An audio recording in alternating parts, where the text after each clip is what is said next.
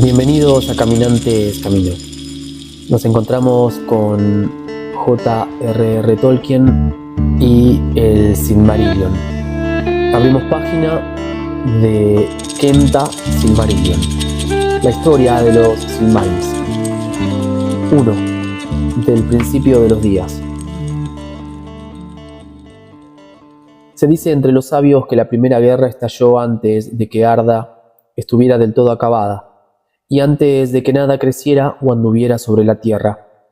Y durante mucho tiempo Melkor tuvo la mejor parte. Pero en medio de la guerra, un espíritu de gran fuerza y osadía acudió en ayuda de los Valar, habiendo oído en el cielo lejano que se libraba una batalla en el pequeño reino, y el sonido de su risa llenó toda Arda. Así llegó Tulkas, el fuerte, cuya furia pasa como un viento poderoso, esparciendo nubes y oscuridad por delante, y la risa y la cólera de Tulkas ahuyentaron a Melkor, que abandonó Arda, y durante mucho tiempo hubo paz. Y Tulkas se quedó y se convirtió en uno de los Valar del reino de Arda. Pero Melkor meditaba en las tinieblas exteriores y desde entonces odió para siempre a Tulkas. En ese entonces los Valar trajeron orden a los mares y las tierras y las montañas, y Yavanna plantó por fin las semillas que tenía preparadas tiempo atrás. Y desde entonces, cuando los fuegos fueron sometidos o sepultados bajo las colinas primigenias, hubo necesidad de luz. Y Aule, por ruego de Yavanna, construyó 2 lámparas poderosas para iluminar la Tierra Media, que él había puesto entre los mares circundantes. Entonces Barda llenó las lámparas y Manwë las consagró, y los Valar las colocaron sobre altos pilares, más altos que cualquiera de las montañas de días posteriores. Levantaron una de las lámparas cerca del norte de la Tierra Media, y le dieron el nombre de Illuin, y la otra la levantaron en el sur, y le dieron el nombre de Ormal. Y la luz de las lámparas de los Valar fluyó sobre la tierra, de manera que todo quedó iluminado como si estuviera en un día inmutable. Entonces las semillas que Yavanna había sembrado empezaron a brotar y a germinar con prontitud, y apareció una multitud de cosas que crecían, grandes y pequeñas, musgos y hierbas, y grandes helechos, y árboles con copas coronadas de nubes, como montañas vivientes, pero con los pies envueltos en un crepúsculo verde. Y acudieron bestias y moraron en las llanuras herbosas, o en los ríos y los lagos, o se internaron en las sombras de los bosques. Y sin embargo, aún no había florecido ninguna flor. No había cantado ningún pájaro, porque estas cosas aguardaban aún en el seno de Yavanna a que les llegara el momento. Pero había gran riqueza en lo que ella concibiera, y en ningún sitio más abundante que en las partes centrales del mundo, donde las luces de ambas lámparas se encontraban y se mezclaban. Y allí, en la isla de Almarén, en el gran lago, tuvieron su primera morada a los Valar, cuando todas las cosas eran jóvenes y el verde reciente maravillaba aún a los hacedores. Y durante mucho tiempo se sintieron complacidos. Sucedió entonces que mientras los Valar descansaban de sus trabajos y contemplaban el crecimiento y el desarrollo de las cosas que habían concebido e iniciado, Manwë ordenó que hubiese una gran fiesta, y los Valar y todas sus huestes acudieron a la llamada. Pero Aule y Tulkas se sentían cansados, pues la habilidad de uno y la fuerza del otro habían estado sin cesar al servicio de todos mientras trabajaban. Y Melkor conocía todo lo que se había hecho, ya que aún entonces tenía amigos y espías secretos entre los Maiar, a quienes había convertido a su propia causa. Y lejos en la oscuridad lo consumía el odio, pues tenía celos de las obras de sus pares, a quienes deseaba someter. Por tanto convocó a los espíritus de los palacios de Ea, que él había pervertido para que le sirvieran, y se creyó fuerte. Y viendo que le llegaba la hora, volvió a acercarse a Arda, y la contempló. Y ante la belleza de la tierra en primavera sintió todavía más odio. Pues bien, los Valar estaban reunidos en Almarén, sin sospechar mal alguno. y por causa de la luz de Iluín no percibieron la sombra en el norte, que desde lejos arrojaba Melkor, porque se había vuelto oscuro como la noche del vacío. Y se canta que en la fiesta de la primavera de Arda, Tulkas desposó a Nessa, la hermana de Orome, y ella bailó ante los Valar sobre la hierba verde de Almaren. Luego Tulkas se echó a dormir, pues estaba cansado y satisfecho, y Melkor creyó que la ocasión le era propicia. Y pasó con su ejército por sobre los muros de la noche y llegó a la Tierra Media, lejos del norte. Y los Valar no lo advirtieron. Entonces Melkor empezó a cavar y construyó una vasta fortaleza muy hondo bajo la tierra, por debajo de las montañas oscuras, donde los rayos de Iluín eran fríos y débiles. Esa ciudadela recibió el nombre de Utumno, y aunque los Valar aún no sabían nada de ella, la maldad de Melkor y el daño de su odio brotaron desde allí alrededor, y marchitaron la primavera de Arda. Las criaturas verdes se enfermaron y se corrompieron. Las malezas y el cieno estrangularon los ríos. Los helechos rancios y ponzoñosos se convirtieron en sitios donde pululaban las moscas. Y los bosques se hicieron peligrosos y oscuros, moradas del miedo, y las bestias se transformaron en monstruos de cuerno y marfil, y tiñeron la tierra con sangre. Entonces supieron los Valar, sin ninguna duda, que Melkor estaba actuando otra vez, y buscaron su escondrijo. Pero Melkor, confiado en la fuerza de Atumno y en el poderío de sus sirvientes, acudió de repente a la lucha y asestó el primer golpe, antes de que los Valar estuvieran preparados. Y atacó las luces de Iluín y Ormal, derribó los pilares y quebró las lámparas. En el derrumbe de los poderosos pilares, las tierras se abrieron y los mares se levantaron en tumulto. Y cuando las lámparas se derramaron, unas llamas destructoras avanzaron por la tierra. Y la forma de Arda y la simetría de las aguas y tierras quedaron entonces dañadas, de modo que los primeros proyectos de los Valar nunca fueron restaurados. En la confusión y la oscuridad, Melkor huyó, aunque tuvo miedo, pues por encima del bramido de los mares oyó la voz de Manwë, como un viento huracanado, y la tierra temblaba bajo los pies de Tulkas. Pero llegó a Utumno antes de que Tulkas pudiera alcanzarlo, y allí se quedó escondido. Y los Valar no pudieron someterlo en aquella ocasión, porque necesitaban de casi todas sus fuerzas para apaciguar los tumultos de la tierra y salvar de la ruina todo lo que pudiera ser salvado de lo que habían hecho. Y después temieron desgarrar otra vez la tierra en tanto no supieran dónde moraban los hijos de Ilúvatar, que aún habrían de venir en un tiempo que a los Valar les estaba oculto. Así llegó a su fin la primavera de Arda. La morada de los Valar, en Almaren, quedó por completo destruida, y no tuvieron sitio donde vivir sobre la faz de la tierra. Por tanto, abandonaron la Tierra Media y fueron a la tierra de Aman, el más occidental de todos los territorios sobre el filo del mundo, pues las costas occidentales miraban al mar exterior, que los elfos llamaban Ekaya, y que circunda el reino de Arda. Cuán ancho es ese mar, solo los Valar lo saben, y más allá de él se encuentran los muros de la noche. Pero las costas orientales de Aman eran el extremo de Belegaer, el gran mar de Occidente. Y como Melkor había vuelto a la Tierra Media y aún no podían someterlo, los Valar fortificaron sus propias moradas, y en las costas del mar levantaron las Pelori, las montañas de Aman, las más altas de la tierra. Y sobre todas las montañas de Pelori se alzaba la altura en cuya cima puso Manwë su trono. Taniquetil llaman los elfos a esa montaña sagrada, y Oyolose, de blancura sempiterna, y Elerrina, coronada de estrellas, y con muchos otros nombres, pero en la lengua tardía de los Sindar se la llamaba Amon Uíos, desde los palacios de Taniquetil. Manwë y Barda podían ver a través de la tierra hasta los confines más extremos del este. Detrás de los muros de los Pelori, los Valar se establecieron en esa región que llamaban Valinor, y allí tenían casas, jardines y torres. En aquella tierra protegida acumularon grandes caudales de luz, y las cosas más bellas que se salvaron de la ruina, y muchas otras aún más bellas las hicieron de nuevo, Y Valinor fue todavía más hermosa que la Tierra Media en la primavera de Arda, y fue bendecida porque los inmortales vivían allí, y allí nada se deterioraba ni marchitaba, ni había mácula en las flores o en las hojas de esa tierra, ni corrupción o enfermedad en nada de lo que allí vivía, porque aún las mismas piedras y las aguas estaban consagradas.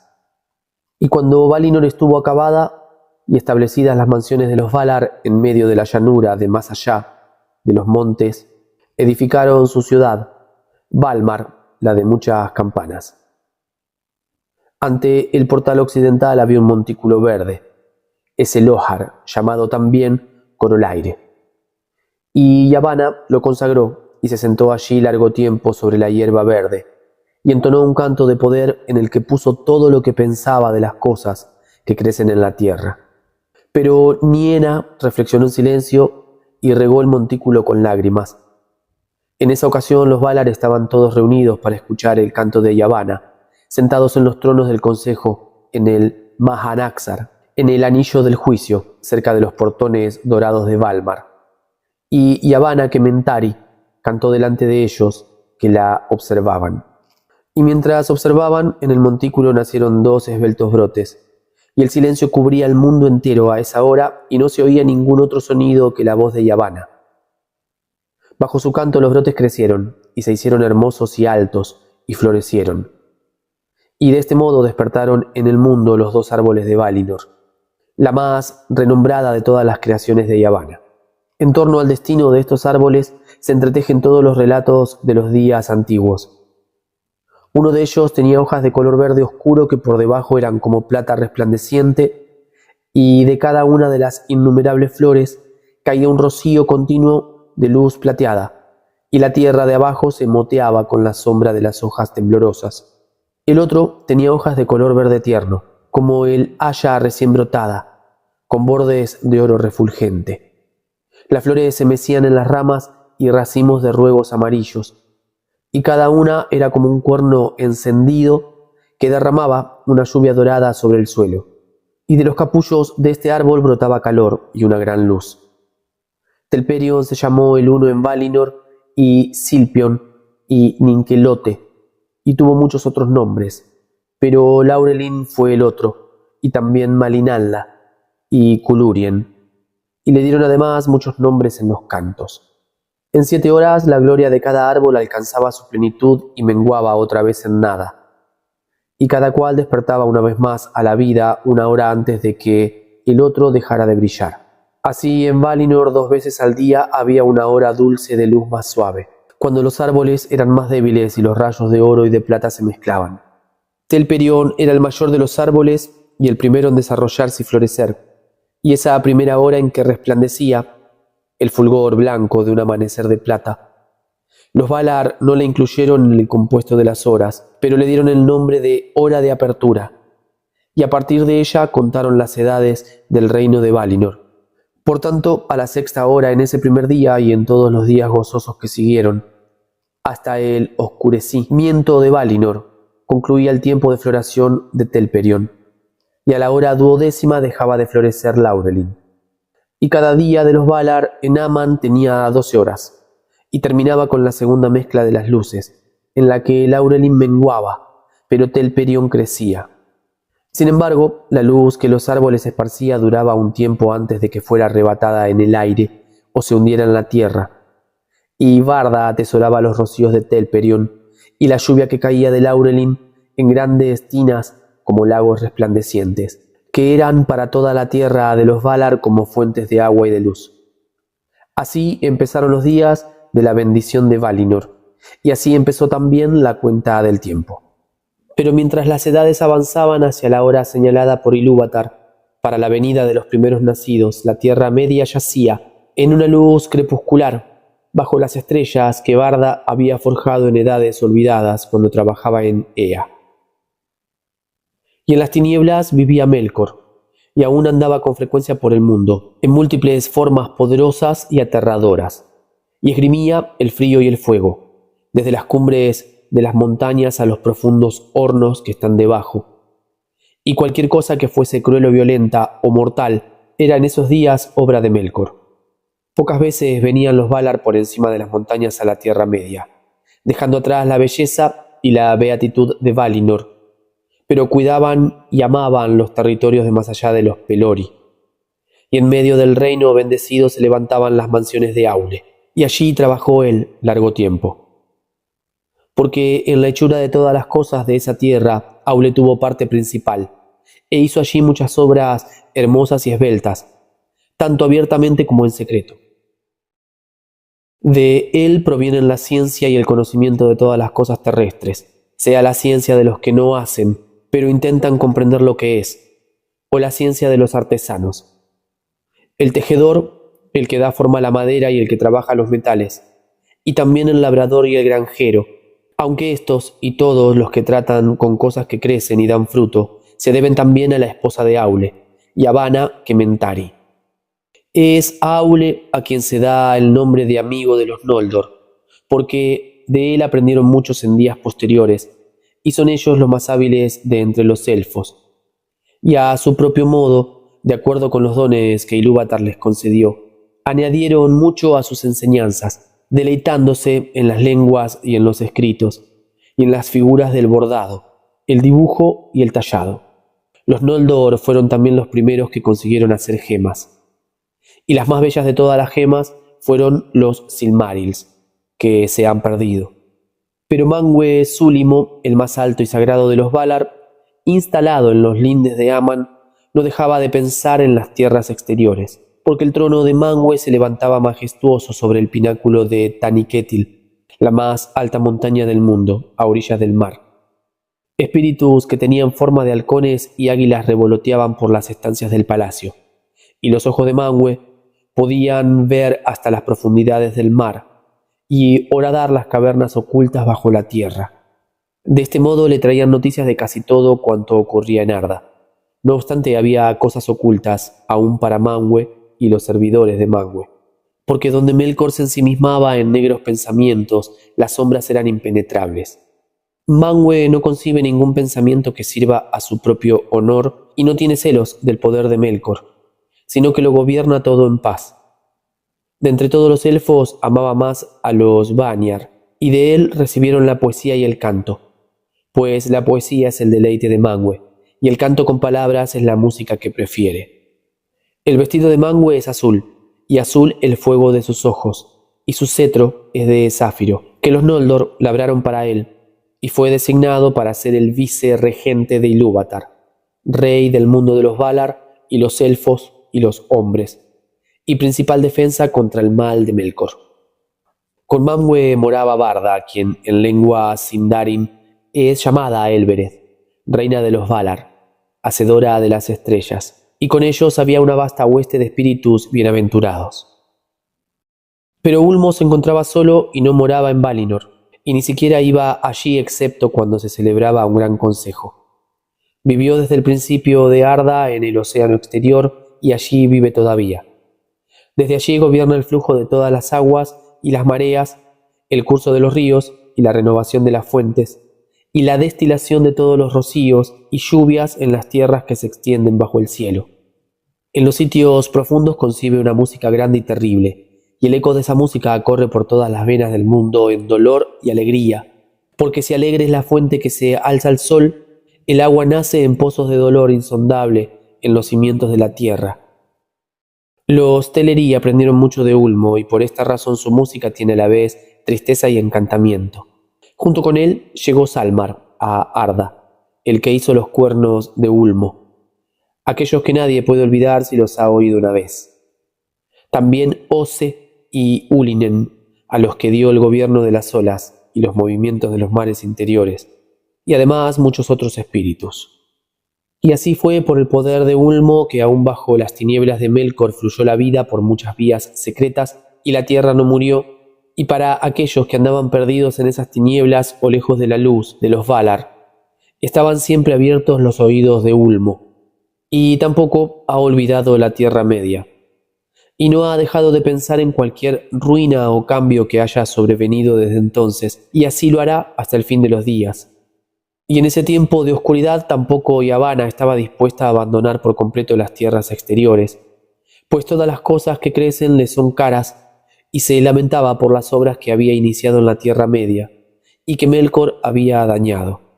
Por tanto, abandonando la casa de Aule y los prados floridos de Valinor, iba a veces a curar las heridas abiertas por Melkor, y al volver instaba siempre a los Valar a enfrentar el maligno dominio de Melkor, en una guerra que tendrían que librar sin duda antes del advenimiento de los primeros nacidos.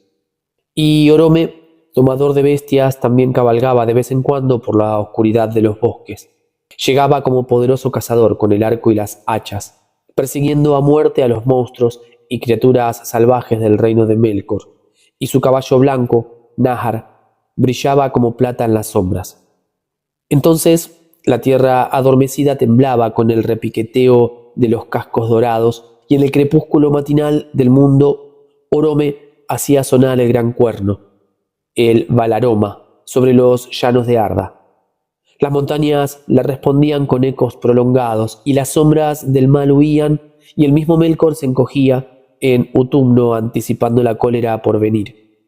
Pero Orome no había acabado de pasar y ya los sirvientes de Melkor se reagrupaban, y las tierras se cubrían de sombras y engaños.